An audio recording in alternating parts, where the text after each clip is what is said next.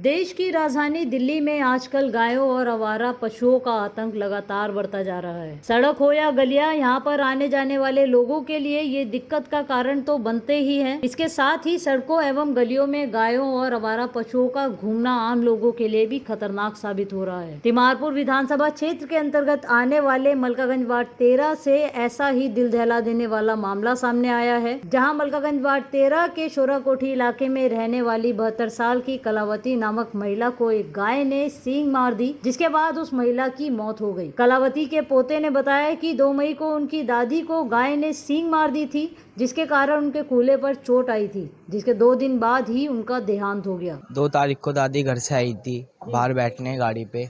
एक पीछे से गाय आई, उसने टक्कर मार दी और फिर उनको हॉस्पिटल लेके गए। 1 घंटे तक तो उठ नहीं पाई थी यहाँ से वो। उनको हॉस्पिटल लेके गए और चल रही थी, सीख थी, बस इनसे चला नहीं जा रहा था। बोली दर्द हो रहा, बस ये बोल रही थी। फिर कुछ नहीं, 1 दिन हॉस्पिटल में रही, फिर अगले दिन की डेथ हो गई सुबह।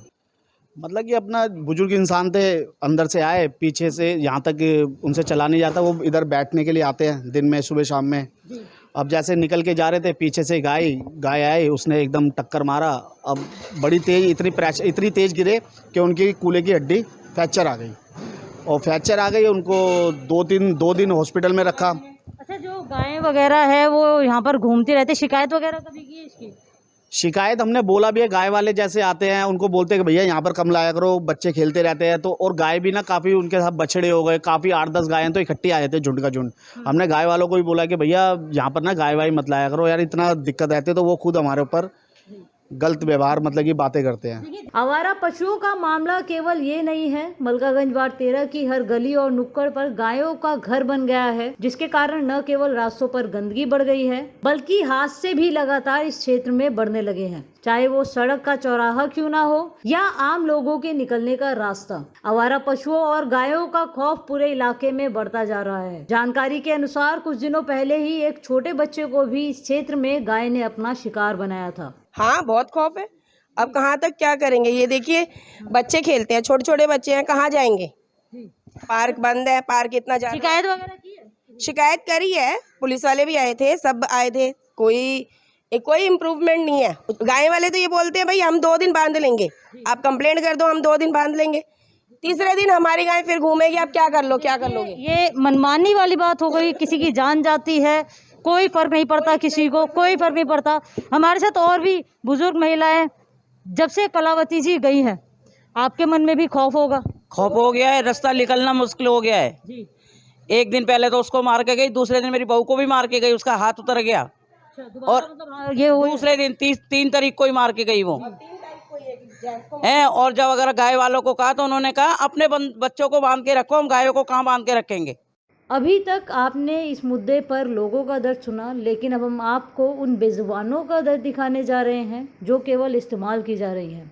लेकिन यदि वो पीड़ा में होती हैं तो उनको पालने वालों का, उनका दूध निकालकर सड़क पर आवारा छोड़ने वालों को कोई फ़र्क नहीं पड़ता है, क्योंकि उन्हें इन बेजुबानों से तभी तक मतलब होता है जब तक वो उनके काम आती हैं। वीडियो में आप देख सकते हैं एक गाय जिसके दोनों पैरों पर पट्टी बंधी है।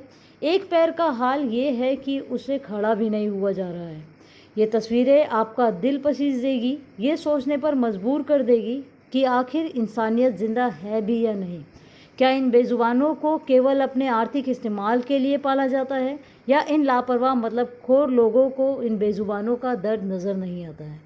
एक दिन हमने वो सुबह सुबह क्या करते, दूध निकाल के गायों को गलियों की तरफ धकेल देते हैं। और मैंने पूछा ऐसा क्यों करते हो, यहाँ कोई सेफ नहीं है? वो कहते हैं हम इसलिए इस चीज़ के लिए पैसा देते हैं, तभी हम गलियों में गाय अपनी भेजते हैं। मैं तो बाहर रोहिणी रहती हूँ, यहाँ आती हूँ तो इनके गेट के अंदर घुसना मुश्किल हो जाता है।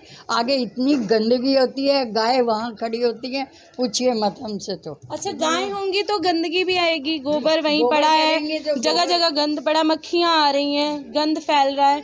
तो ये लोग साफ करते हैं ना, कोई साफ करता है? कितनी बार होता है ना, हम सामने से देख रहे होते हैं गाय को, वो छोड़कर जाते हैं और उन्हें बोलते हैं, मना करते हैं तो मिसबिहेव करते हैं। हाँ। एक बार मैंने उन्हें मना किया और मैंने उन्हें रोका भी कि आप ये सब मत करो, आप यहाँ पर छोड़ के जाते हुए गोबर करते हैं, परेशान हम लोग होते हैं। कभी शिकायत इसकी की है?